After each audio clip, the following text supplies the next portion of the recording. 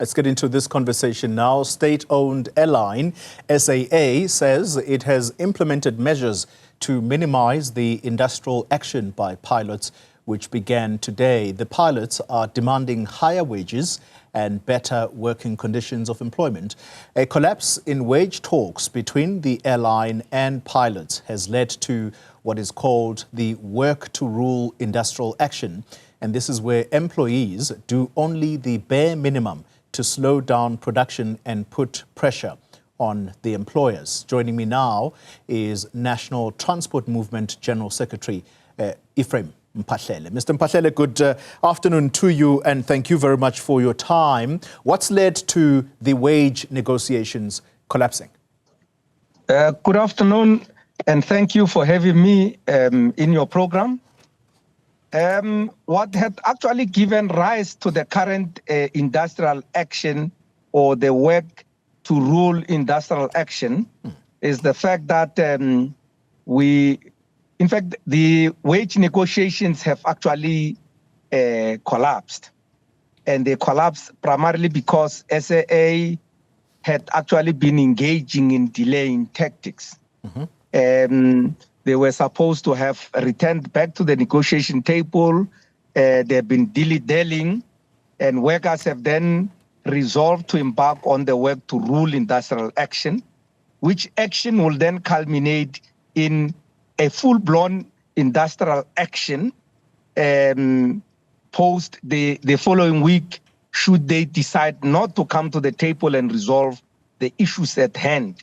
And in this regard, what workers are demanding is that, one, the shortfall deriving from the reduction of the salaries during the COVID-19, which amount to about 6% of the workers' salaries, should then be restored.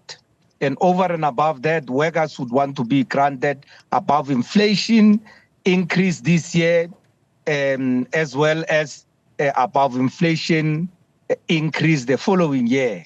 That is actually what is the issue in dispute.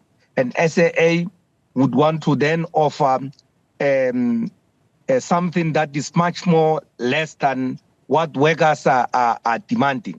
In fact, they are offering 7.5%, and it is too little to can actually close the shortfall gap, let alone to then also cover the wage increases for this financial year as well as the next financial year. Yeah. You will recall, Mr. Mphahlele, that in the lead up to the December period, there was a wage deadlock at that time, and that seemed to have been resolved quickly. Now that is being resuscitated. I take it that this is a follow-up to that particular process. But explain to me, if indeed I am correct in my assumption, what then it is, this introduction of a longevity salary progression model for pilots. What is that? Now, the issue here is that the salaries of the workers had actually been reduced from what they were pre-COVID, and we would want them to then restore them to that particular level. And going forward, we would want them to then progress accordingly as and when the inflation increases and all that, in order to cushion workers against the effect of inflation and all that. But we're all aware as a country, Mr. Mphahlele, that this airline is recovering from a period of being placed in business rescue. And so the anticipation here is that the people who work for the airline have got to work understanding that this is an airline that is still almost in the building phase in order to get back to perhaps where it was. Is this not, and some people may argue this, that this is basically self-sabotage? It is not a sabotage. In fact, we have taken note of that, But it should also be understood that for the previous 2 financial years, SAA had generated profit, albeit a small profit. But then we hold the view that they do have financial resources, as they had also confirmed that much, to be able to afford what workers are asking for. The management are saying they are determined to have as minimal disruptions as is possible in order to keep the service going.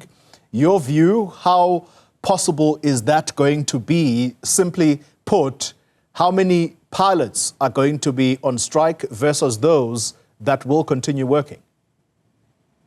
We are expecting over 100 of the pilots to support the strike action. And we know for a fact that SAA management would not be able to keep the operation afloat. The issue is that the pilots are actually carrying out specialized duties. You cannot get any other employee within SAA who perform either administration or any ground work to come and perform the pilot's duties. Yeah. You need to be licensed, and it takes a lot of time to train the pilots.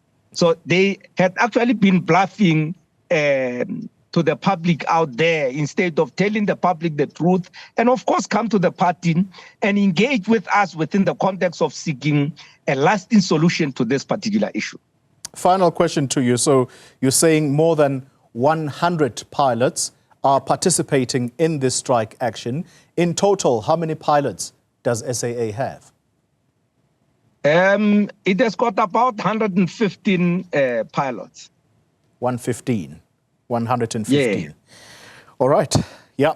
But I need to reemphasize the fact that all of them are disgruntled, and they would want SAA to see SAA resolving this issue as quickly as possible. All right. Thank you very much for your time.